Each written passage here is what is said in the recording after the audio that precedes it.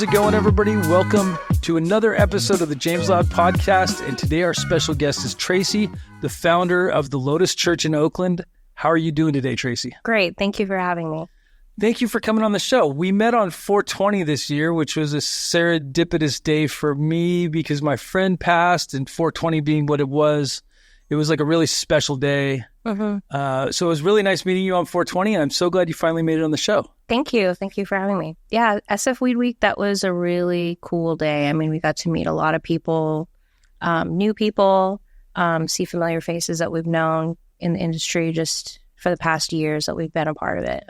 It was a really great event. David Downs did an exceptional job.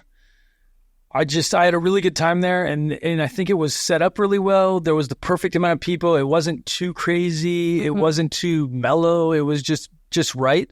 It was the right blend of people too. I feel like there was a little bit of everybody from everywhere. Right. And it was a lot of fun. Yeah. I liked that he brought in other companies, maybe not so well known, and mixed it in with, some of the more familiar. Yeah, it was like the big guys with the little guys and a little blend of everybody in between, and everybody that was there to party and celebrate and have a good time, and there was just good vibes. It was a great vibe. I had a good time there. So tell us about the Psychedelic Church and what you guys do. I mean, I started doing psychedelics when I was 14, 15, not something that I suggest 14, 15-year-olds do, but being a punk in Olympia at the time, that's kind of what we did, was forage for mushrooms. Yeah. It's mostly blue ringers and Liberty caps. Olympia, Washington. So Dave was from Linwood. Oh, was he? Yeah. And I was born in Portland, Oregon. Oh, awesome. So yeah, we're all West Coast. Neighbors. Yeah. Yeah. And I ended up doing some mushrooms with a best friend of mine for a birthday, and we did far too many. Yeah. And had an amazing experience. Went to a concert, danced like it was 1992. And he was just like, I remember, like, you grew weed in the 90s. I was like, I did. He's like, I bet you can grow mushrooms. So it was like a dare. Yeah. I was like, I take that challenge. All right. So I studied mycology for a year, and then finally did it. And then the pandemic hit. Mm-hmm. And up until that point, I'd been working for billionaires as a newborn care specialist and private chef. Oh, wow. So that work kind of died right in that moment. Even the wealthiest of the wealthy were not having anybody in their homes. Right. So I was like, well, I just learned the skill of growing mushrooms. Let's do this. And one of the ladies that I was working with, she's one of the original Black Panthers. And she said, your medicine is the cleanest medicine I've come across in Oakland. Wow. And what a great time. Right. To be in Oakland, because they had decriminalized mushrooms. Yes. And psychedelics, most psychedelics. Not most, but selective ones. Right. And she was like, I'm going to take you into the streets of Oakland, and we're going to get this medicine out there. So she took me into deep East Oakland. I'd never been out that far. Wow. And started doing sessions. Nice. And it just bloomed from there. It was just a word of mouth. Spread around the country. I was going to national conferences, letting people know that, the benefits of psilocybin and the healing properties. Right.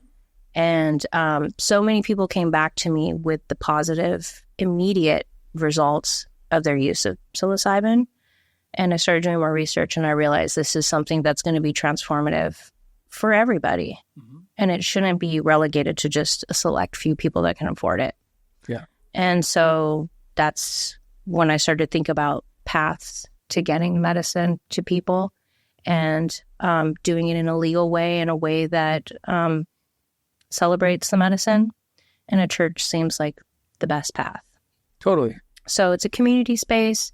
It's a space where people can come and get education, celebrate the medicine, find spiritual awakening, and in an autonomous way. Yeah, that's beautiful. Yeah, I'm a big proponent of psychedelics. Mm-hmm. I actually took psychedelics before I smoked cannabis. I was afraid of cannabis when I was 14, but there's this little paper that my friend had that said, they get you high. It was LSD. Right. And these little tabs.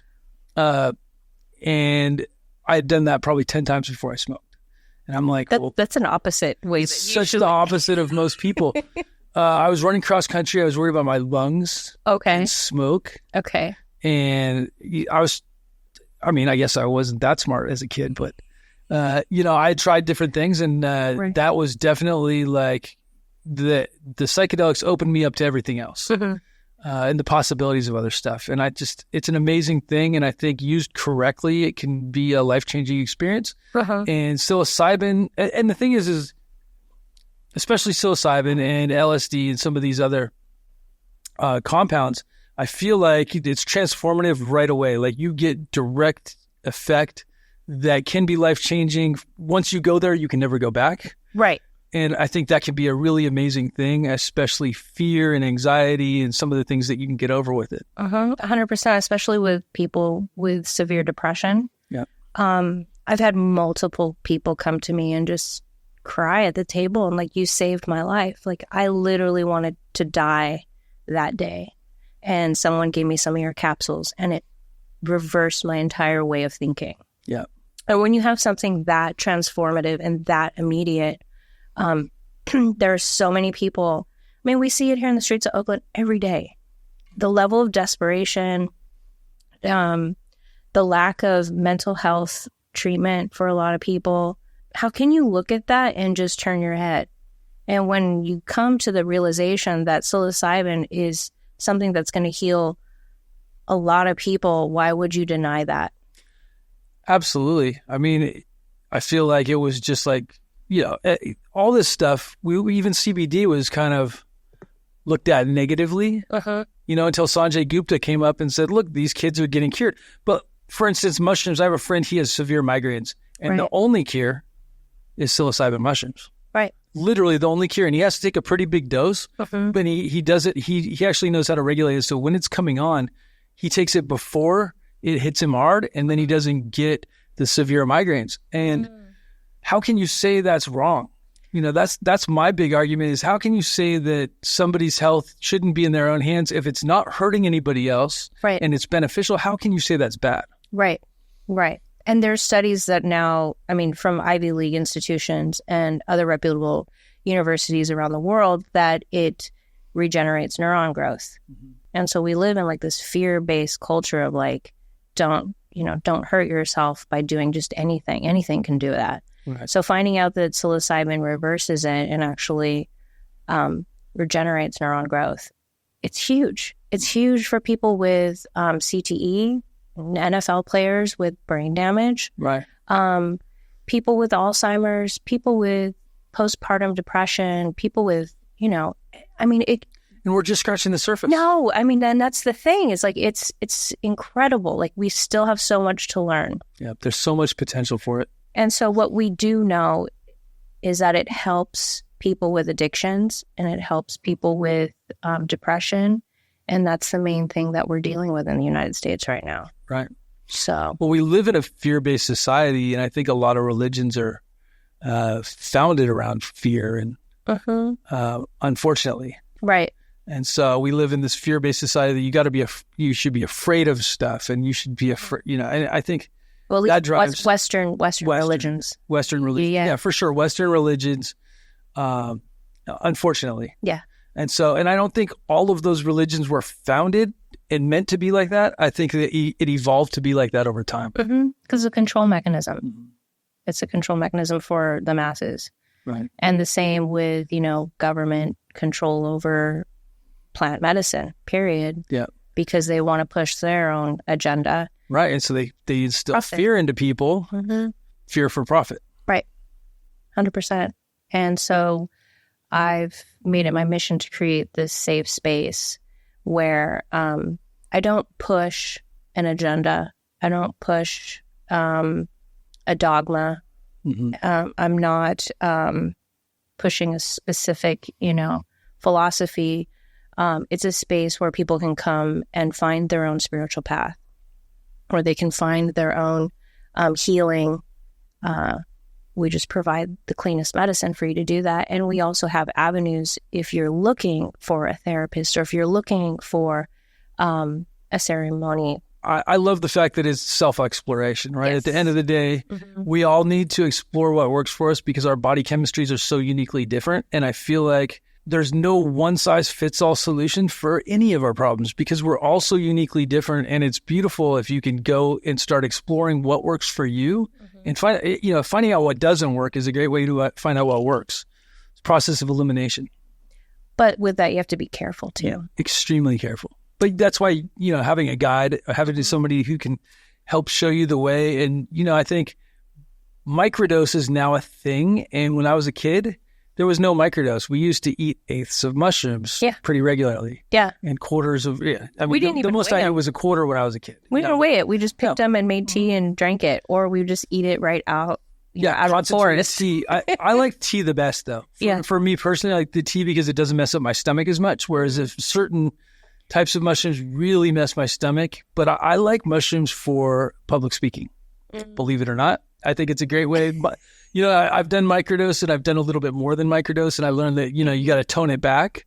I got a little religious at MJ Biz one time talking. So, I get really excited about stuff. But what I like about psychedelics is specifically mushrooms for public speaking is I don't have to use memory recall. That goes away and I start talking from the heart where it just flows and I'm able to get my point across and I'm not really thinking or trying to process what I should say next. I'm just saying it. Right. It's like a very clear stream of consciousness where it's not disconnected. Right. It just kind of flows. Well, and then I feel like it comes across as more authentic.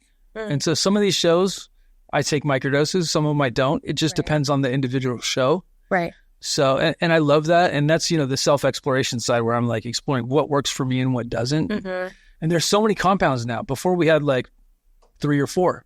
Right. And now there's 50. Yeah. Yeah. So yeah, we're in a beautiful time. We are. I mean, we really are. And I think with the church and allowing people to keep that control within the individual is so important. It's sacred that you have your own ability to choose your own path of healing and the mode of and speed that you want to do it. Yeah, it's so important. I don't really agree with the therapeutic, like the whole model of people sitting in a room with eye masks on and a blanket and holding the hand of a therapist. That to me is isolating and also borderline inappropriate, in my opinion. I can't think of a time in my personal experience in a therapist office where anyone would ever touch you. Yeah. So I don't see how that is appropriate, especially when someone's under the influence and you've opened someone's mind completely. Right. If they're going to do it certain ways, then there has to be very strict protocols. And unfortunately, I think they kind of failed on that aspect. Yeah. They don't even do background checks on people. Wow. I spoke at a conference and they didn't even know where you would look for somebody that's like where you would look up someone's name that was a sex offender. And I'm like, that's shocking. Well, and it's because it's been gray area and it's not accepted by the masses. I mean, it's starting to be. Right. I think there's been, it's leaps and bounds from where it used to be. And same thing with cannabis. Cannabis was very much against the majority of people were against cannabis. Right. And now more than 50%, I think it's closer to 70% now, are pro-cannabis, especially for medical use. Right. And I think Dennis Prone said it's medical whether you believe in it or not, but I feel like psychedelics are the same way. Like they can be therapeutic and medically beneficial, especially, for your psyche. Right. Just for your whole feeling of connectedness to the world and trauma, right? Yeah. So as we talk about filters, I talk about this on my show quite often, but the filters that go over from every experience you have a filter that goes over your eyes, and that's how you see the world. From the time you're born, you develop these filters, and it's great to take some of those filters off and see the world how it really is again. Right. And that's almost the only way. I think there's, meditation, and there's Buddhist monks they were able to tap in to their inner DMT too. Right. So, but I think that stuff, it's amazing. And I feel like it's gaining momentum. The fact that it's decriminalized in several states or places, cities, I guess, more than states, but it's going in the right direction. Oh, it is. Absolutely. I mean, when you have articles in Vanity Fair and you have mothers talking about starting microdosing groups in the Midwest, I mean, you've kind of touched the spots that really need it. It's spreading. It's spreading really quickly when people take it and they realize that they're not going to be tripping out, that it's actually like, it's almost like how I describe it is like a natural Valium. Yeah. Without the fogginess, without saying yes to everything, you're just calm and you're in a place of Zen and you can navigate the world from a place of just more grounded thinking and just feeling. Yeah, I think the awareness aspect of it is so amazing because a lot of us aren't aware and we're not living in the moment either. And I kind of feel like a lot of us either live in the past or they live in the future or both at different moments in time. And with psychedelics, you can really go into the moment without even having to think about it. You're in the moment. Right. You know, we're all in the moment all the time, but to put us there mentally, it's an amazing thing. And for a lot of people, it's a big breath of relief. Yeah. And that's kind of the danger with it. I won't say danger, but things that we need to be cognizant of is that you shouldn't be using psychedelics as just an escape from your current reality. It should be used in a way that opens you up, and so that when you do come back to reality, you have a better understanding of it. Yeah. And I do see some people in the community that use it as a way of escape, and I don't necessarily agree with that. But at the same time, like, I don't judge people and I don't dictate how people use it, right? Because everyone has their own path. Yeah, we all make mistakes and we hopefully learn from them. Yeah. You know, I think that's the beauty of life too, is like making mistakes so you can learn from them. And the beauty of psychedelics, especially like mushrooms, is it's a lot safer than even cannabis, to where you can take a heavy dose and you can feel pretty scared, but you're going to be okay. Yeah. And there's no level of addiction to it. None. And once you've done a heavy dose, you know that there's no level of addiction. You know, it's like, that's all you need is one good heavy dose. Yeah, that's true. During COVID, I was with Marlon and we ate 16 grams of some golden teachers. And that's a lot. I don't recommend that. And I don't recommend that to anybody either. And Marlon is, he's a mushroom connoisseur. And we had, and maybe it was over 16 grams. It might have been 17 or 18, but either way, it was a lot. It's still beyond a heroic dose. Yeah, and it was over a period of a good amount of time. And we were at like the worst reggae show I felt so bad. And we started eating mushrooms. Then we went back to the house and we hung out and we were laughing so hard. But we put on TV and the first thing that came on was UFC. And both of us looked at each other like, no, we can't watch this. This has to go. And so we were trying to, we were probably spent like 30 minutes trying to find something to watch. And I'm like, Disney has to have something that we can watch. Right. And we stumbled on this show called Pickle and Peanut. And Pickle and Peanut was designed and must have been written by somebody who uses lots of psychedelics. Not weed, definitely psychedelics. They incorporate animation with like a live video of like animals and people. And we laughed so hard. We probably laughed for 4 or 5 hours straight, where I would look at him and I would start laughing and then he would start laughing and then I'd try to stop laughing, but he was laughing so I couldn't stop. And both of us we were on the floor and literally my stomach hurt and my cheeks hurt from laughing so hard. And then I had a hangover the next day from it. And you can get hangovers from psychedelics, from mushrooms if you eat too much. You have physical feelings of just like you did 1,000 crunches. Yeah. Like, and you probably did, in that same notion, you probably did equivalent to. So, but those are good experiences. They're fun stories. And, and it's like, it's not like alcohol. You drink too much alcohol, you're in the hospital, you could die. Right. So the worst thing that happens usually, I mean, You see God and some aliens. Yeah, you see God and some aliens. Hopefully you don't take your clothes off and run naked through the streets. No, but I don't find that to be the case with mushrooms as with much. most, LSD. LSD, that's a possibility. I've seen it happen with mushrooms once. Oh, okay.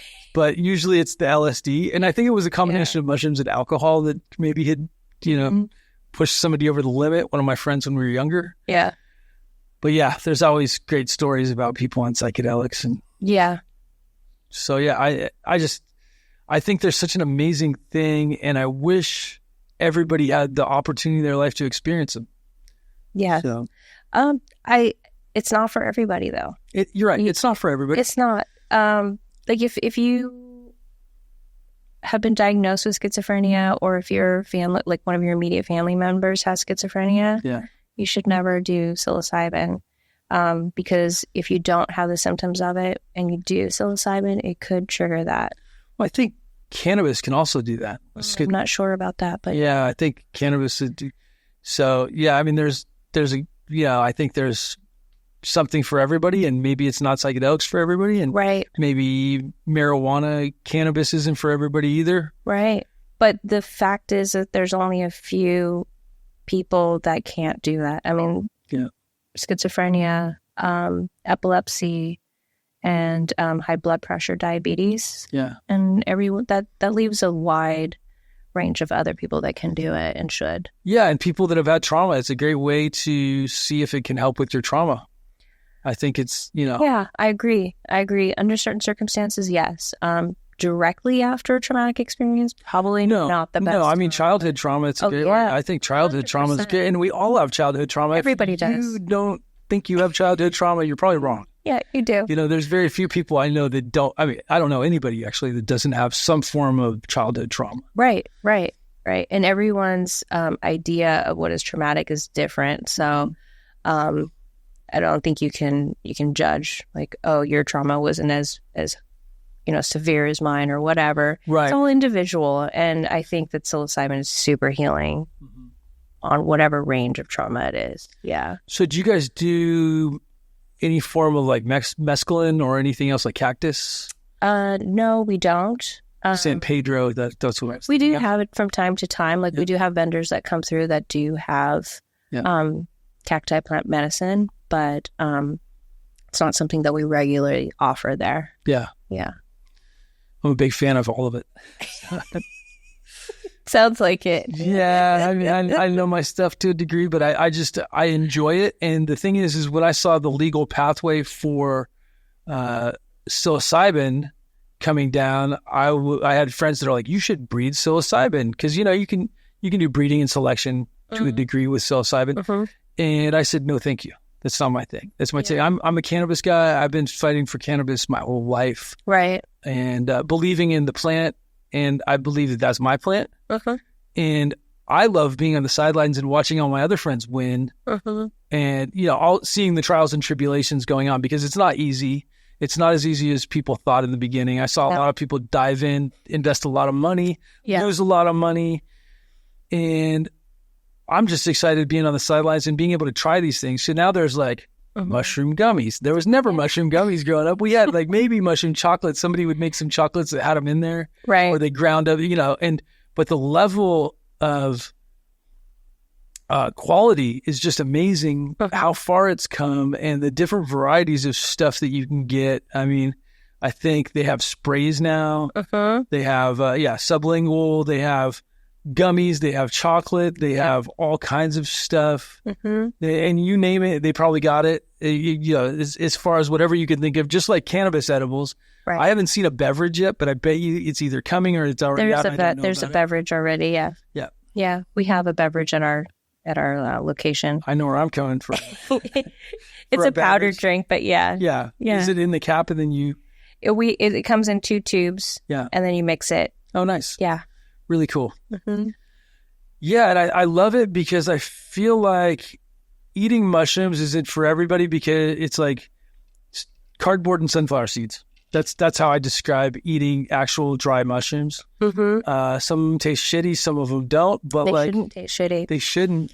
should not some be of them shitty. back in the day when I was a kid. No, they did, because there was actual shit on There was it. actual shit in it. They were pulled out of shit. They're out of cow manure specifically. Right. But yeah, I think that it's amazing because people are more inclined to try stuff if it's a gummy or if it's something appealing. Right. Because candy, whatever. Don't taste good. Like they do not taste good. To very few people, they're like, this, I like the taste of it. But typically people are like, I don't want to go sit and eat a bunch of dried mushrooms. Oh, I'd rather drink tea. Yeah. Like if I was going to do it that way. And I feel like tea is the one that hits you right away. It's the most effective in my opinion. But the chocolates are good too. I like chocolate. I think that the interesting thing between now and 20 years ago for me with mushrooms especially is I used to get stomach aches from it, and I had this thing where I'd eat green M&Ms, and so psychologically the green M&Ms, they have very little actual chocolate in the M&Ms, right? But psychologically they were very helpful, and I really liked green M&Ms with stuff. Now a lot of the stuff doesn't give me the stomach aches like it used to, and I think different varieties too. It's not the varieties that give you the stomach ache. And this is something that is really missing from the psychedelic education right now is food safety. Food safety. You should never be getting sick on mushrooms. You should never be vomiting. You should never have diarrhea. It's not ayahuasca. You're not purging. Right. So if you are getting sick from mushrooms, it's because of food poisoning. So I heard some of the ones that like the penis envies, they don't have like their open caps, and so they don't have spores. And so I heard that the spores are actually what would cause stomach. Like I never got like sick to where I was throwing up typically, but it would give me that twisting in my stomach, and nobody wants to have that feeling when they're feeling the effects of psychedelics. So there's another reason that it may be as well. And there's a very small subset of people that have an aversion to chitin, and chitin is a protein that's in the mushroom. It's also a protein that's in the exoskeleton of insects. And some people find that hard to digest. Wow. And so for those folks, tea or extract is the only way that you're going to be able to do it without getting a stomach ache. But it's a very small percentage that have that aversion. It's possible that you have that. Totally possible. But all the stuff today, none of it gives me stomach aches. Then it was food poisoning, 100%. It's probably food poisoning. It's 100%. Yeah. When people come to me and they're like, oh man, I ate this chocolate bar and I was vomiting and I had the runs. I'm like, that's because you ate a really disgusting chocolate that was not made properly. Yep. People handle mushrooms. If you see people handling mushrooms with their hands after handling money, after it falling on the floor, it's not weed. We're not putting it in a pipe and burning it. You're eating it. Would you eat French fries that fell on the floor? No. Why would you eat mushrooms that fell on the floor? Totally. It's the same thing. Like food safety is so important. I used to be a chef as well. Right. So I think food safety is so important, and a lot of people look past it. And a lot of the early mushroom things were made by people in their houses. Or wherever. Hotel rooms, whatever. Non-sanitary. And not thinking about health department. No, not thinking about like how you handle the mushrooms, you know? You put them in a bag and it's rolling around with manure in there, and then you take it home and you eat it. Like, you just ate manure. Like that, Would you just eating a little shit? No. And that's another thing is like I see a lot of people posting photos of mushrooms dried, and they're covered with brown on the bottom. Yeah. And I'm just like, that is unnecessary. And it just took in this day and age anyway. No, I mean, and the knowledge is there. It's just laziness. Well, I think, really what they should be doing is cutting off the tops, bagging those, and then extracting what's left in the substrate. Or cutting it before you dehydrate it. It's one step. It's one step. But people are thinking too far ahead with, I don't want to lose weight.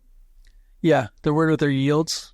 So they leave it on there and they think, I'll brush it after it's dehydrated. Right. Number one, it's super time consuming to do that.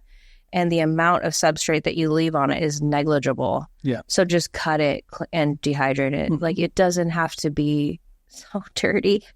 It's so dirty. Yeah, it's gross. It's so gross. Yeah. And then for the people who don't know and are consuming it, they're like, I thought the brown stuff was supposed to be there. I'm like, no, No. I'm like, would you take a salt shaker and put that all into a little salt shaker and sprinkle it on your eggs and eat it?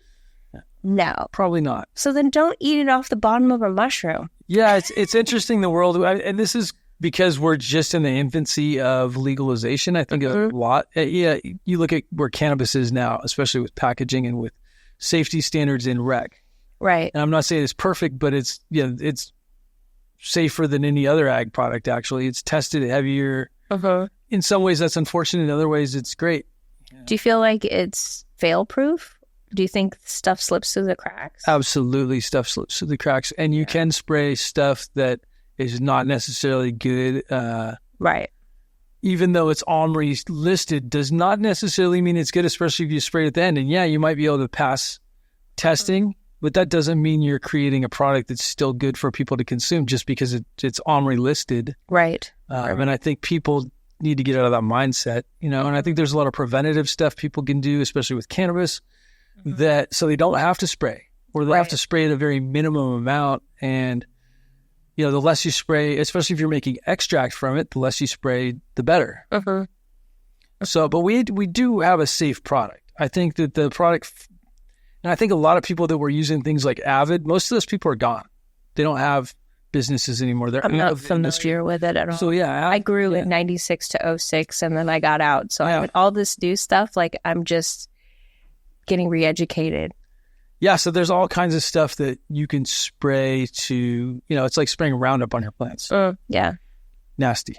Yeah. So, but you can't spray Roundup on cannabis. Thank God you can't put it on mushrooms. No. There's not a lot that you can do. Well, no, because you have to grow in a sterile environment, right? So technically you're growing in a sterile environment. You should have a sterile product. It doesn't always happen that way. No. And then you get contamination. Oh, everyone gets contamination. Growing mushrooms, you're never going to not have contamination at some point. Yeah. Because all it takes is one molecule of mold and the whole thing's ruined. Yeah. And I think a lot of the cannabis folks that switched over to mushrooms thought it was going to be so super easy. Absolutely. And it's like, no, it's actually much more complicated. Yeah. And it's labor intensive, believe it or not. It's super labor intensive. Making the grain, harvesting, all of it. Well, there's shops you can buy the grain. You can buy whatever substrate you want. There's multiple types of substrate. You can buy them. It gets costly if you're doing it on a regular basis, though. I bet. Yeah. I bet it gets real. I mean, and the thing is the price of mushrooms since decriminalization has changed a lot. Oh, yeah. It's gone down, way down. The market got flooded just like cannabis. But I also see like a lot of these commercial varieties and strains of mushrooms.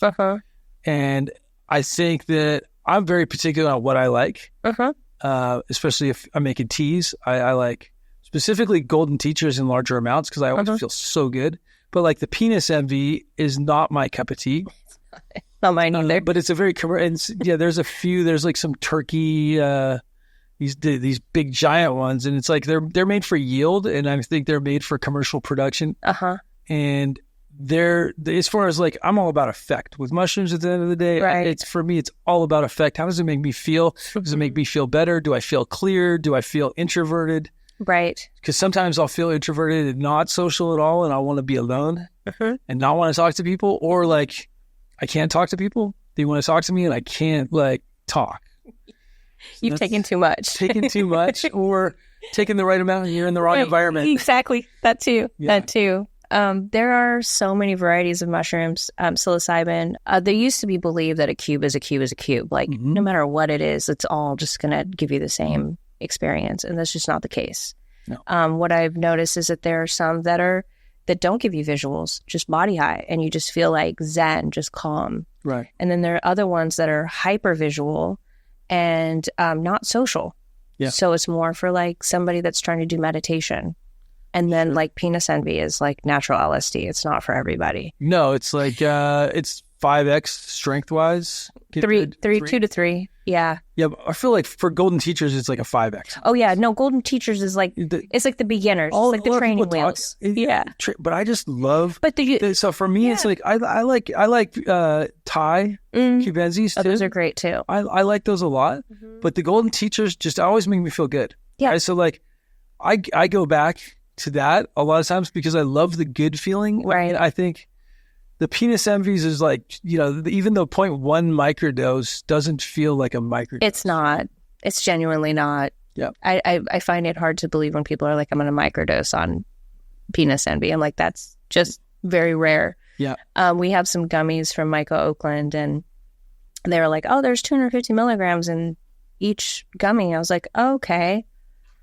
I took one, and it was the beginning of a journey. I was like, that's not a microdose. No. It's not a microdose. No, and it's like a gram. So like a gram of penis envy feels like an eighth of a lot of other mushrooms. Yes. And an eighth of penis envy feels like the craziest hero dose you can take. No, that's like 9 to 12 grams of a regular one. Yeah. I had one guy come to me, and I warned him. I said, don't take more than a gram. Yeah. Start there. Always start small, because you can always take more. You can't take less. You can staircase it, but just feel it out. His friends were like, no, she's pumping you up. Like, take the whole thing. Like, it's just like any other mushroom. Yeah. He took the whole 3.5 grams and sat on the couch. And they said the only thing he could say for hours was the entities. And I'm like, well, yeah, of course. Yeah. That's a lot. So he came back and told me about it. And he said, it was honestly the most beautiful experience of my life. But it'll be a while before I do mushrooms again. I was like, I don't blame you. Yeah. I don't blame you at that level.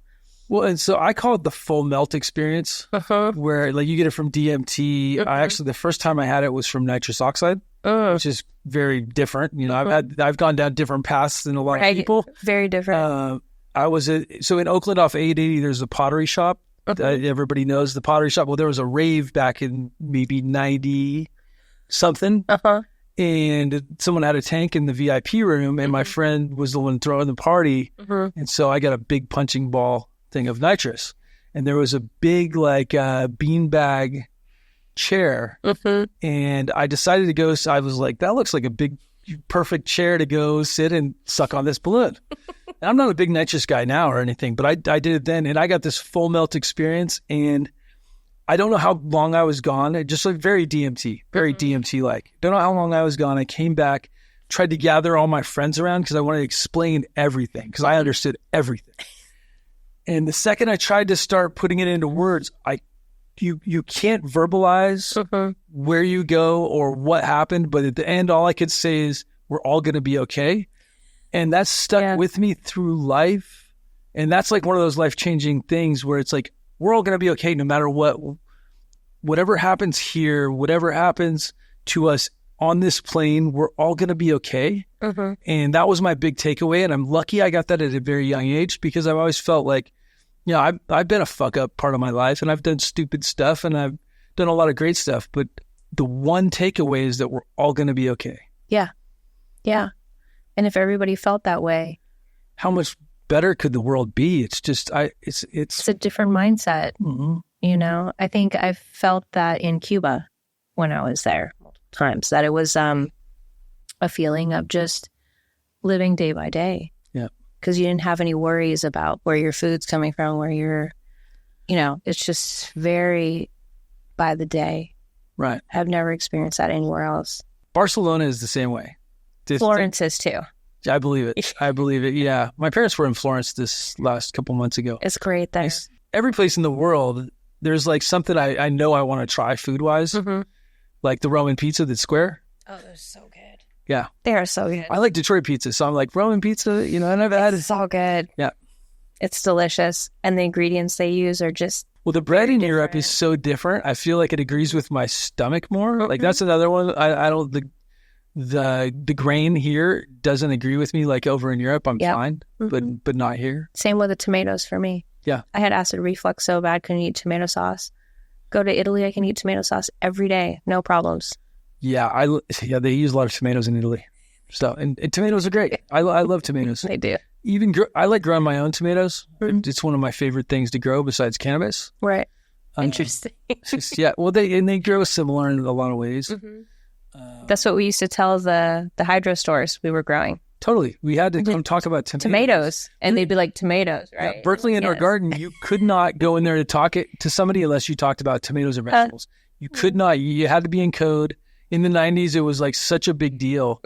And it'd be funny because you'd be in the store and then every once in a while someone would come in and they'd slip. Yeah. And you'd have angry people working at the place that wouldn't want to talk to you. Get out of here. Yeah. We don't talk to people like that, blah, blah, blah. And it's like, 100%. Oh my God. 100%. There was I can't remember the name of the grow shop in North Hollywood, but they would get so mad. The old guys back there. Yeah. Don't say that. We're growing tomatoes. It's like, okay, I got you. Right. And then All Seasons opened up in Chatsworth. And those guys are still around. I mean, they were my go-to. They're amazing. Yeah. We didn't have to talk about it. We all know what was going on. You used to have to go in a black hoodie, park down the street so that your license plates wouldn't get photographed by law enforcement. But they're with their binoculars recording everyone's license plates back in the day. It was funny, yeah. We were so separated from that world, and I think there's a lot of people that are involved with today's cannabis economy that have no idea really what went on. No. And how illegal it was for even small amounts. For a 6-lighter, you could get in big trouble. And I mean, I just had one. I had one light. But I grew 100 to 200 colas. Wow. Sea of green, real small. Mini forest. You basically would flip right when you got the clones? Yeah. Did you go from I didn't. Well, I grew from seed. So I got seeds from Mark Emery and then had mothers because it was really difficult to get seeds back then. Yeah. So we had to get them from Canada.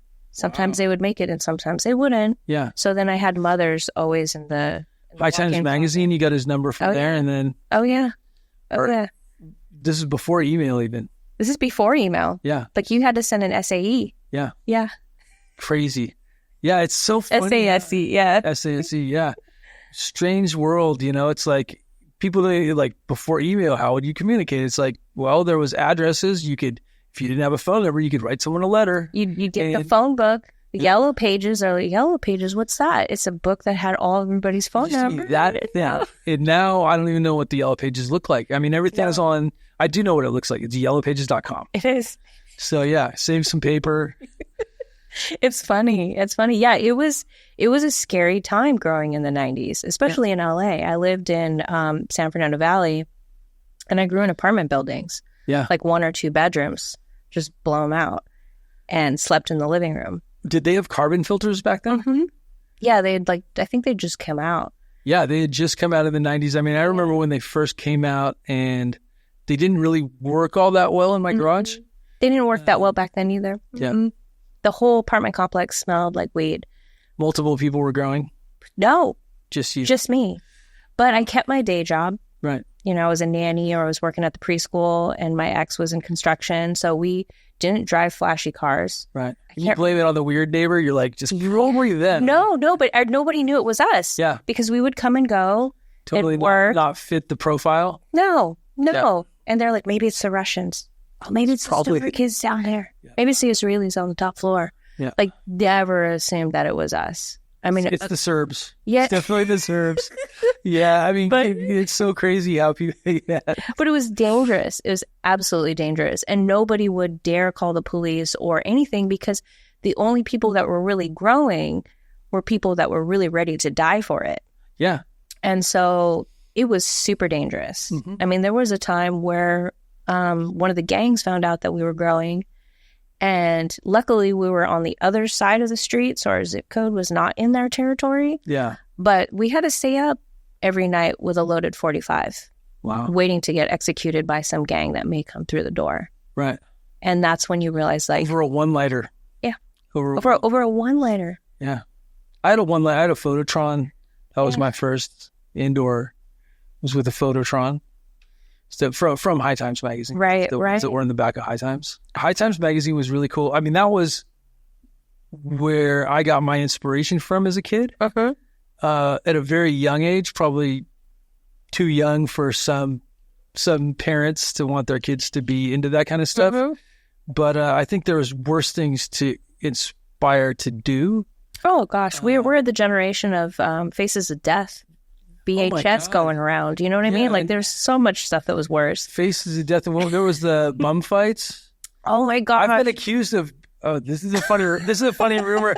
There's been forgot about bum fights, and I shouldn't laugh because me either. I think it's horrible. Terrible. But there's been funny rumors that have been spread about me over the years, right? So one of the rumors was I got my money from bum fights, that I was the original investor in bum fights. That's not true, guys. Oh my God. And but it's funny hearing these rumors, and then people are like, "Oh yeah, I remember hearing that about you," and it's like I had nothing to do with bum fights whatsoever. And whoever came up with that is super creative. I think it's funny, but but not true at all. So there's always rumors about people, and it's like, oh yeah. People told a rumor that in high school that I died at one point, and it was only because I'd gone off the radar and I was living in LA growing weed.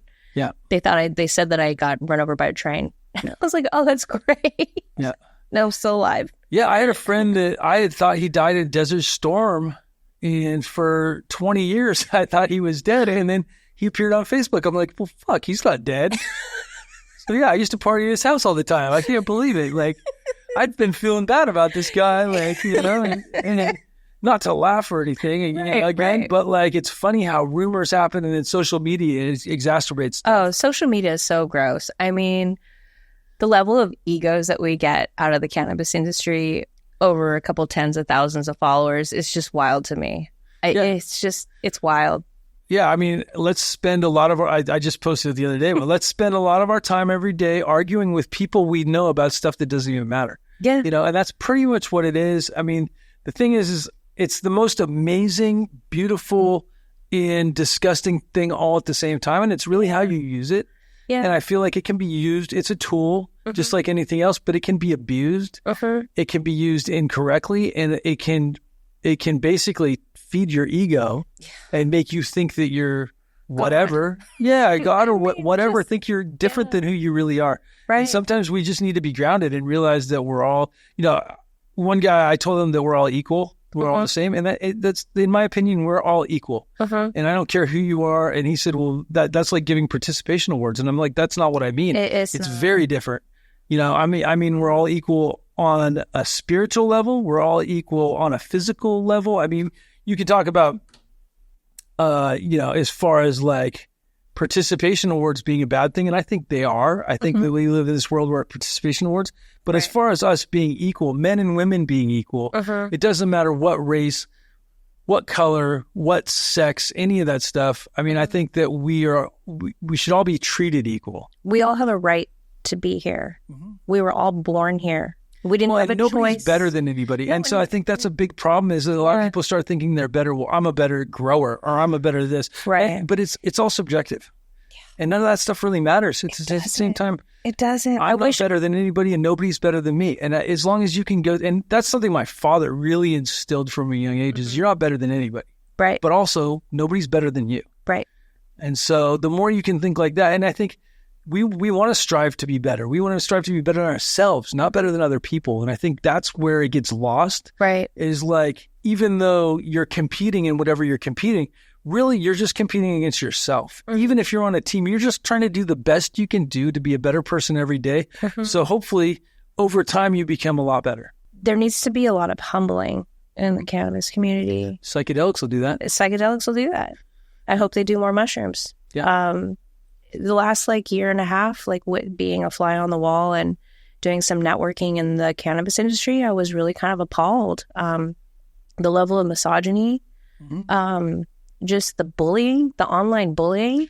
The online bullying is silly. It's ridiculous. This isn't middle school, guys. No, but the thing is, so, I mean, I try to look at it from the outside, right? Because there is a lot of bullying. There's people that try to bully me around, and it's like, I'm a big guy. Like, in the real world, you'd never bully me, but you want to try to do it online, go ahead. Right. But the thing is like, I understand that those people have trauma that they've gone through. Most of those people were probably bullied when they were in school. And so now they're online and they're like, I'm going to get this guy, but it doesn't really matter. Yeah. 100%. I don't care. This stuff doesn't affect me. I think that sometimes it does, actually, to be honest. Sometimes it bothers me a little bit. Well, we're human. We're human. But I try to be grateful for all I have. I think that I try to live in gratitude, and I think that's so important, is living in gratitude, to be grateful for what you have and not worry about what you don't have as much. Right. I think we can strive to be better, or we can strive to do amazing things. And there's nothing out of reach if we want it. But we really have to be grateful for what we have, because we don't know how long we're going to be here, and we don't know how long we have to do all these great things. It's all this stuff is finite. Right. And psychedelics kind of really have opened me up to that, to where I realized that, like, we have a limited time to do great things. We have a limited time to tell the people that we care about that we love them. Little things like that. Yeah. But those are the beautiful things in life, when you can be grateful for what you have and wake up and go, fuck, this is pretty great. And it could all be gone in a heartbeat, but right now it's amazing. Yeah. Yeah. If people would spend more time focused on their own projects and pushing out the best that they can with their own projects, instead of creating unnecessary drama. And being worried about other people. Working together as a collaborative, effort in the community, they would get so much further, as opposed to just this race to the bottom. Well, that's the future, right? So there will be in the cannabis scene especially, there is the race to the bottom, but along that line where we have this race to the bottom where it's going down, we have collaboration coming in, right? And so the ones who collaborate are going to be successful. Right. And it takes a team, but it's just the next evolution, because when we were growers in the 90s and in the early 2000s, we had to do everything. You were an electrician. You were a carpenter. You made extract a lot. Like, I made extract. I did growing. I did trimming. I did it all. Well, then you start getting into a more advanced situation where, okay, well, I can just focus on this, and then I can have an extractor, and I can have trimmers, and I can, all these things over time change and evolve. Right. And so I just feel like the next evolution is going to be collaboration, especially because you can work within a network of good people. And whether it's companies, finding those good people. It is, but if you're in the industry long enough, you start finding people that you can attach yourself to, that have a good reputation, that do good work. Because although I feel like we've weeded all the bad people out, that's never the case. There's always going to be bad people that somehow are able to get in. Right. I feel like I weeded most of them out a long time ago, but still we get snakes in the grass coming in, posing as something else. And then you realize, oh man, that person isn't who you perceive them to be. Yeah. Because a lot of what we see in this reality is just perception. Oh yeah, 100%. So it's not always reality. It's not. Because what you perceive is an individual experience. It's not a shared experience. It's not a shared reality. And once people realize that, then you start to share your perceptions, and you can come to an understanding, and you communicate. Right. Then you can share your different perceptions and come together in community that way. And community is so powerful. It really genuinely is. And I've been blessed to find a lot of really great people in the cannabis industry, people that are passionate about the plant, people that want to push it forward in a positive way. For the right reasons. For the right reasons, like the Regenerative Farmers Guild event that we're doing on June 22nd. It's going to be a monthly event, and we're pulling the best farmers from the mountain that are just about the plant, about preserving the plant, about pushing the best genetics forward, about, creating a future for their children, for themselves, and for the people around them. Right. And that's important. It's not about an ego. It's not about, I did this or that or the other thing. Like, right. What does that matter 10 years from now, 20 years from now, 30 years from now? Like, who cares? Yeah. There are 8 billion people in this world. How many people know you by name? Like, you're insignificant in the grand scheme of things. Yeah, but as a collective effort, as a collective consciousness, that's the beauty of all of this, is the collective consciousness, because we all just play a role in the greater collective consciousness of existence, is how I feel, from what I've seen and what I've experienced. And that's the beauty of it. If we can get rid of ego and realize that we're all just a part of something so much bigger than ourselves that we can't even fully comprehend, it's amazing. It really is. It really is. I think when people grasp that and fully, delve into that experience, it humbles people. And when you get humbled on that level, then you start to see that you have a lot of work to do within yourself. Yeah. And once you start working on yourself, then you can help other people. Yeah, and it's never over. I feel like it's something you strive for, and it's something that you have to work out on a daily basis. 100%. Because the second you feel like you know it all, you're so far away from any sort of like understanding of it. I'm scared of people who say they know everything. I have friends that think they know everything too, and it's like, but they need more psychedelics for one thing. They need more psychedelics, and they need to read more. Yeah. Well, it's like, no one person can understand all of it. No. You can't be good at everything, but if you work hard at one thing, you can be really good at that. You can be a master. Oh, you can be a master. Absolutely. And it doesn't take natural born skill always. A lot of times repetition is what's going to make you successful. Oh, 100%. Showing up for yourself. Yeah. Yeah. The consistency, the repetition, the practice. I mean, and that's what I learned as a child. My mom's Korean, so talk about piano lessons, violin lessons. Repetition every day to get better and better. And that's with anything. And that's what life's all about. Yeah, 100%. Yeah. So tell me more about the church. So I founded this church to create a safe space and a haven for plant medicine. And under that umbrella, it includes psilocybin, DMT, cacti outside of peyote, and cannabis.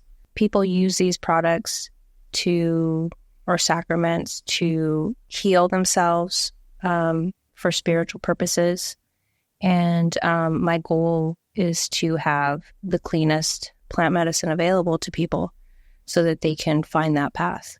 Wow. And ultimately, I would like to be able to get to a position where we can subsidize medicine for people in the streets of Oakland, to help them get off opioids and methamphetamines and hard drugs in the street so that they can, reverse their lives back to, a path that is one that they got derailed from. Well, most of the psychedelics are still a Schedule 1. Yes. Mm-hmm. But I think that's going to change. I think so. Especially mushrooms, psilocybin. Specifically psilocybin, because the VA is working with veterans. For PTSD. You have people in the pharmaceutical industry that are working on it. You have academia that's working on it. So there's a lot of research that's going into it that is behind it. Right. So it's not just a party drug. It's a healing mechanism for a lot of people. Mm-hmm. So with the church, do you guys have church sessions throughout the week? Is there a different, you were telling me about an event that's going on the 22nd. Right. So we have the Regenerative Farmers Guild coming. Yeah. We have 30 farmers that are coming down from Humboldt and Mendocino to share seeds, clones, flour, and education. So we'll have speakers. Tim Blake is coming to speak. Nice. We have some hash makers that are joining as well to talk about the benefits of hash and educate people on the different qualities. But mainly, we support plant medicine in all different communities. I have a woman who comes to do 5-MeO ceremony.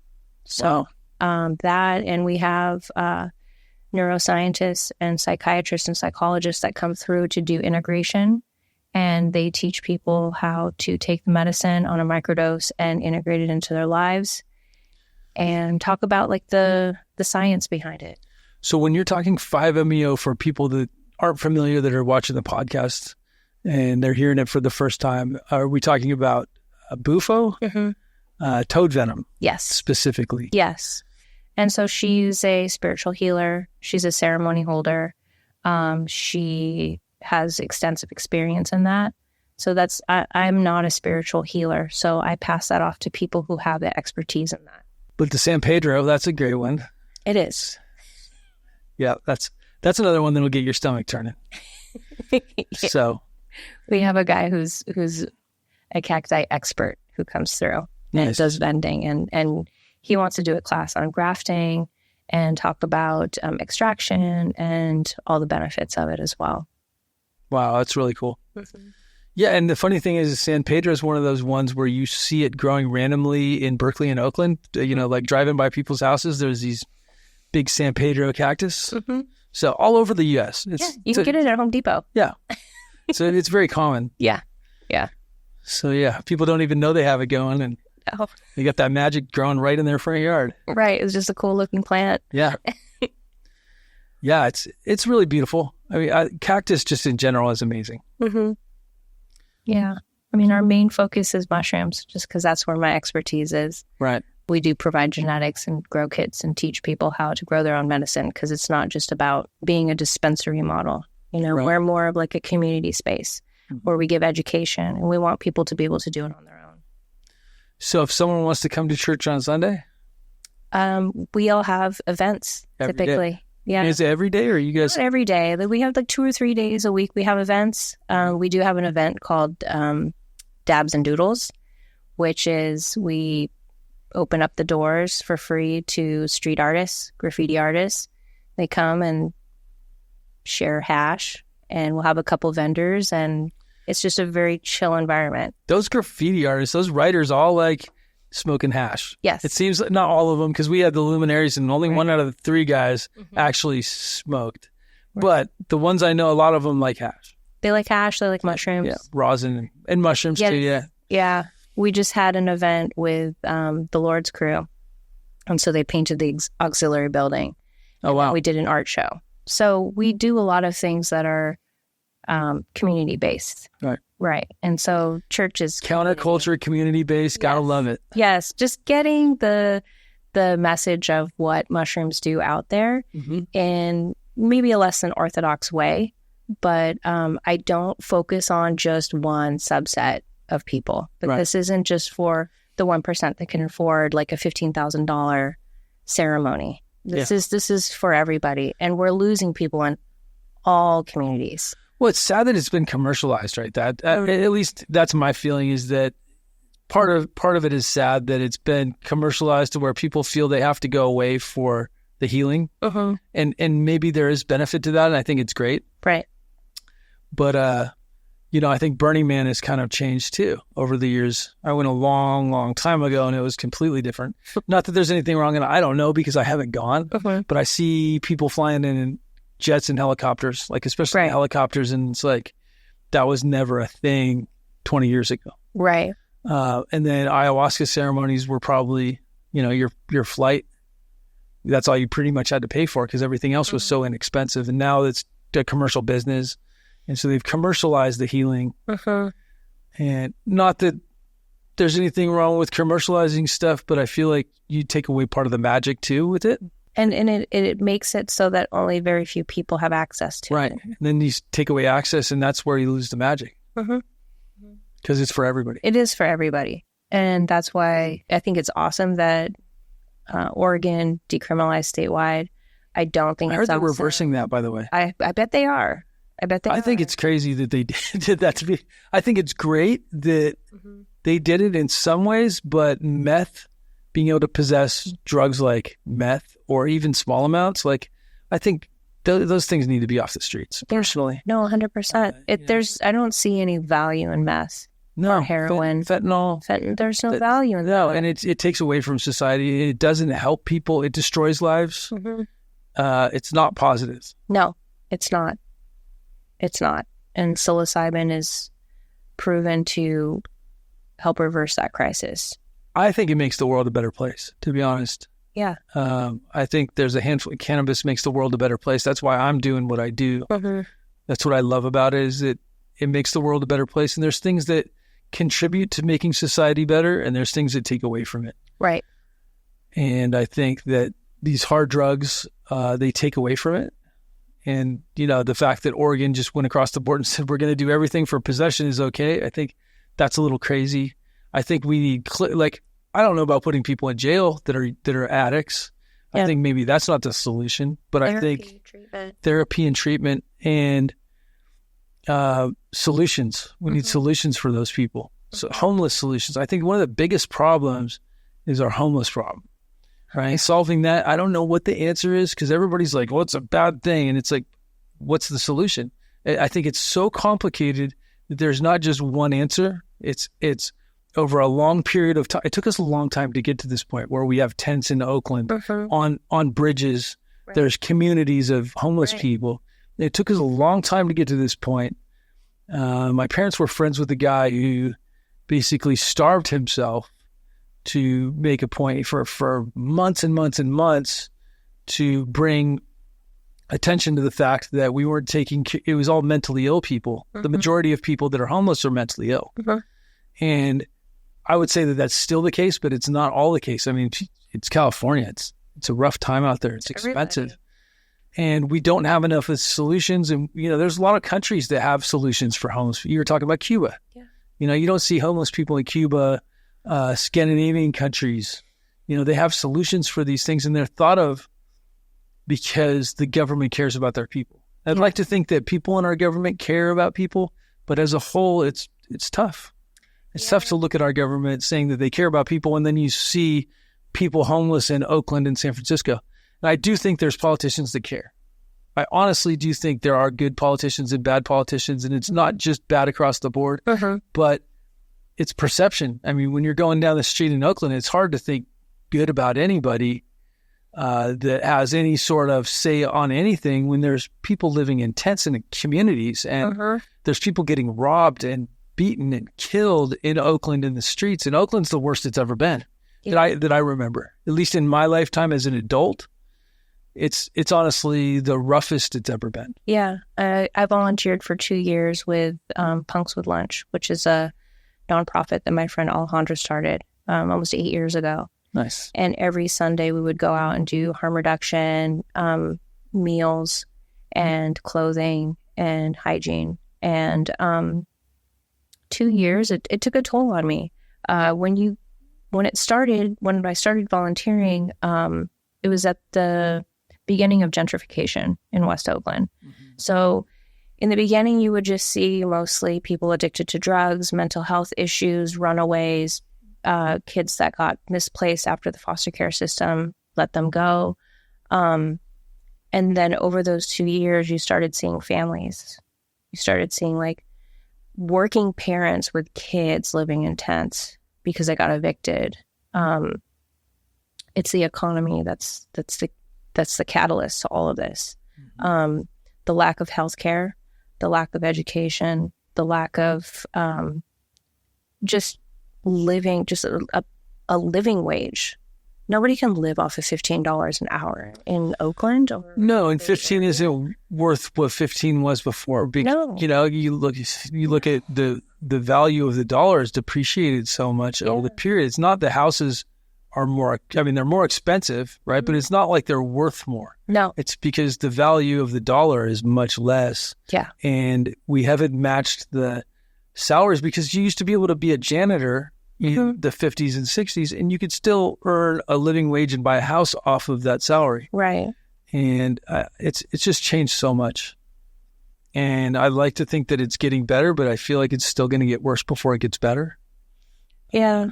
I think the economy has to change first, and we need to provide basic services for people. Well, and I feel like the economy goes up and down. No matter what, we're going to have a better economy, and then we're going to have a worse economy, and that's just going to fluctuate throughout time. There's not enough awareness of reality, and what happened over the last 20 years is the middle class has gone away. Yeah. And so we look at where we're at right now, and you're on one spectrum or the other. There's not a lot of people that are just happily living in the middle. You're either pushed towards the upper or you're pushed towards the lower, and it's a big struggle. It's a big struggle for a lot of people. You can't blame people for robbing and stealing when they can't provide for their families off of a basic wage. What would you do? Well, I think there's opportunists. There's a difference though, right? So I see if you're stealing because you're hungry and you're stealing food, that's very different than if you're an opportunist and you're going with your friends to rob Nordstrom and steal as much clothes as you can so you can steal them off the streets, or you're breaking into people's cars. It's just, so for me, it's like there's a separation here. The opportunists, I think those people are not doing the right thing. And if my family was starving, I would do whatever it took to feed them. And I think that's a very different situation. And I think it depends. It's not a one size fits all. So, and that's why it's so hard to deal with. It's like, well, what's the solution? Well, it's not one thing. There's so many steps and so many things that have to happen over time. Right. Even when I was volunteering, trying to think of what's the solution. Yeah. it's daunting. Like, where do you begin? Yeah. Where do you even begin? It starts with people just helping each other in the streets. Yeah. It starts with people who have to start helping. It starts with compassion. Yeah. Yeah, totally. I agree. Compassion and empathy, and just understanding that it's very possible for you to end up in their shoes. It doesn't take that much. No. It really doesn't.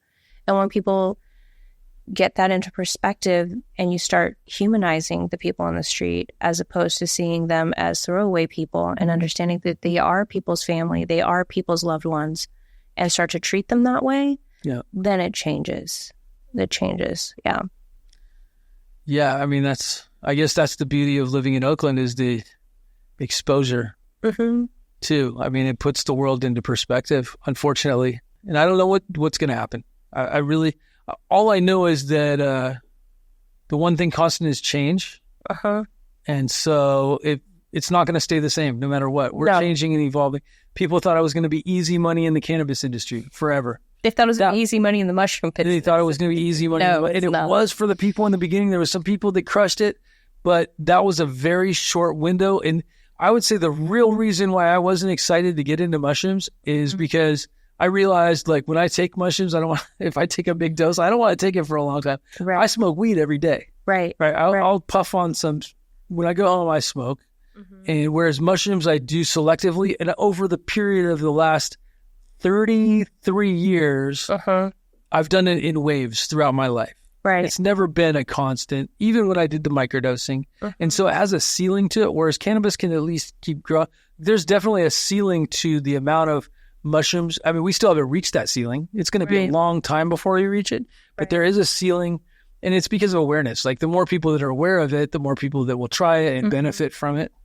Yeah. And when you tap into what those outcomes are, as far as like PTSD and brain trauma and those, physical things that are going on in your brain, and knowing that the medicine really helps you in that way, getting that word out to more and more people. I mean, there are 275 million people in the world, or in the U.S. In the U.S. 270? I think it's 273 last time I checked, but it's been a little minute. I think it's 350 million. Is it really now? I'm not sure. We'll check that one. We'll fact check that one. We'll fact check that one, totally. But that's a lot of people. It's a lot of people. It's a lot of people who would take mushrooms and not smoke weed. Right. Because if you're taking it like a vitamin for medicine. Yeah, as a vitamin. I mean, I think but also cannabis, we're still exploring the use for that.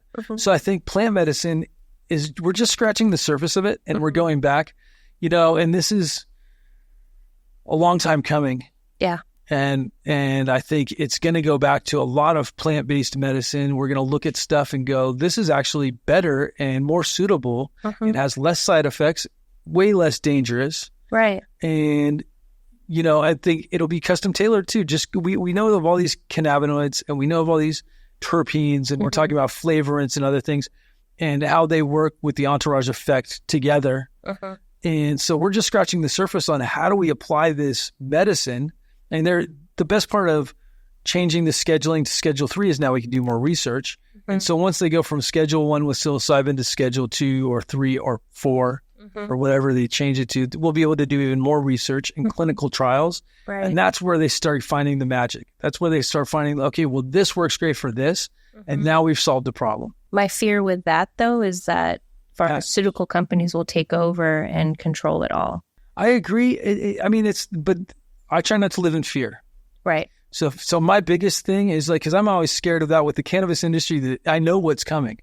I see what's coming. I see what's coming with plant patents. I see what's coming with pharmaceutical standards, and not just GMP, but like ISO standards and stuff like that, especially when we're talking about labs and stuff like that. But even just standard GMP process, most people aren't ready for it. Right. And so there will be people that lose, but it's still an agricultural product, and they're still going to have farmers farming. And I think that the ones that are in now, I feel like we had Ridgeline Farms and we had Huckleberry Hill Farms. And those guys are great examples of two of the several companies that I see moving into the market in the future and expanding. And once interstate commerce goes, they can start growing and sharing their product with people all around the United States, because we're so limited with rec in that regard.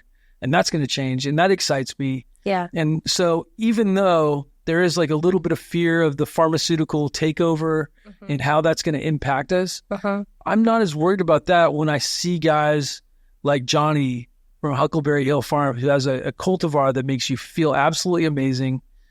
And then we got Jason from Ridgeline.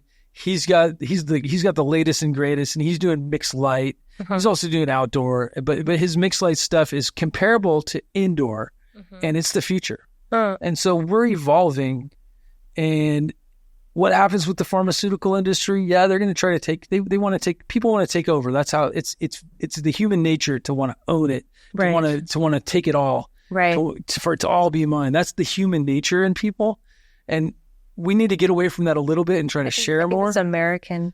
It's very American. Very American. It's very American. I got to have it very Texan. I want to have the biggest, the best, all this stuff. And a lot of that is ego. If we could kill a little bit of that ego, the world would be a better place, I think.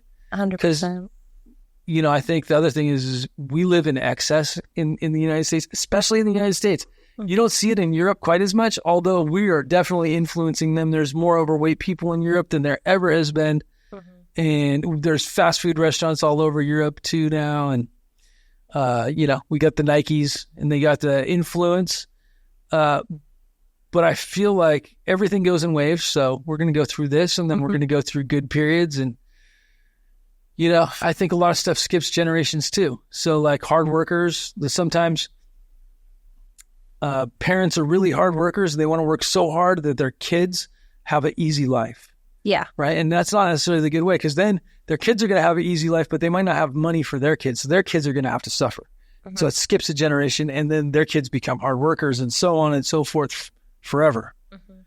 And so, what is the saying? Tough men create easy times, and then easy times create weak men, and then weak men create hard times, and hard times create tough men.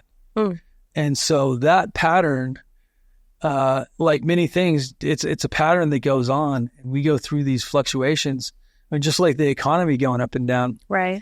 And so we went away from plant medicine. I mean, we went away from hemp, which is the silliest thing in the whole world, that we went away from hemp as a society. And hemp is so valuable. And we turned on to things like cotton, which is not nearly as eco-friendly, nearly as strong and durable. And we as a society went away from that. And to me, that's so crazy. Because if you look 100 years in the past or 100 years in the future, they'd be like, you guys were nuts. Right. You guys really screwed up on that one, among other things. But that one by itself is just like, wow, we really screwed up on the hemp. And I think we fed corn, or not, now we feed all the cattle corn. And I think before we were feeding a lot of hemp. And so we're talking about cannabinoids possibly being in the milk that we drank. And we have all these autoimmune diseases. Maybe there's a relation, maybe there's not, but there's definitely something going on with the nutrition that we get. Oh, the nutrition has dropped significantly. Oh, yeah. With all the produce? Because of them, the companies that have been patenting just corn and soybeans and all of, our basic putting seed oils and everything. And just, with the patents came control and lack of biodiversity. Yeah. And so we've lost a lot of species of corn.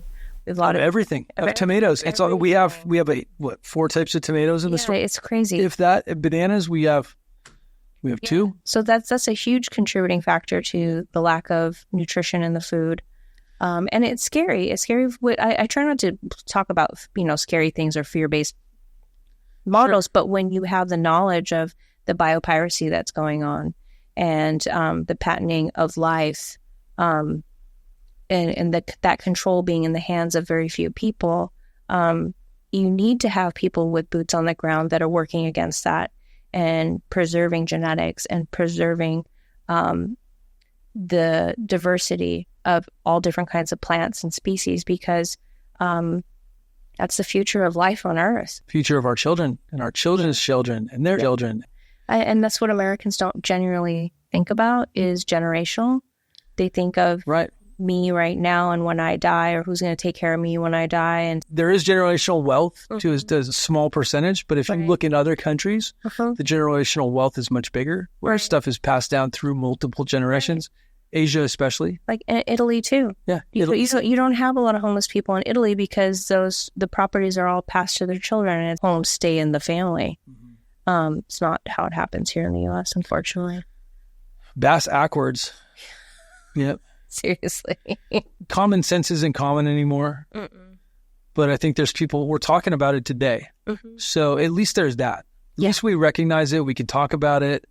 I think the fact that we're talking about it, our ancestors would be proud of us. But I guess the two people that you really need to make proud in your life are your 18-year-old self and your 80-year-old self. If you can do that, you're doing okay.